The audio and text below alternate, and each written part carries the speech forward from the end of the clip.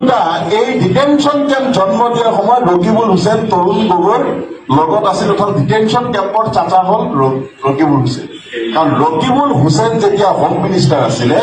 তেতিয়া তেখেতৰ চিগনেচাৰত অসমত 8টা ডিটেনশ্যন কেম্প হৈছিলে আৰু এই 8টা ডিটেনশ্যন কেম্পত অসমৰ 5 লক্ষ সংখ্যালঘু মুছলমান মানুহক ৰাতি বিচনাৰ পৰা উঠাই আনি ডিটেনশ্যন কেম্পত বন্দী কৰা হৈছিল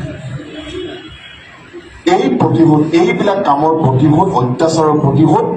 এই ইলেকশ্যনত কমচে কম 7 লাখ ভোটত পৰাজিত কৰি ৰকিবুল হুছেইনক আমি এই প্ৰতিশোধ ল'ব লাগে এইটো আমাৰ মোৰ কথা নহয় এইটো সমগ্ৰ অসমৰ সংখ্যালঘু মানুহৰ গতিকে এই দুটা মূল কথা আৰু বহু কথা আছে যিহেতু সময় নাই আমাৰ কি বুলি কয় সোণাই বিধায়ক সন্মানীয় গৰিবুদ্দিন বৰভূঞা চাহাব আছে তেখেতে আপোনালোকক আৰু অলপ কিছু কথা কওঁ আছো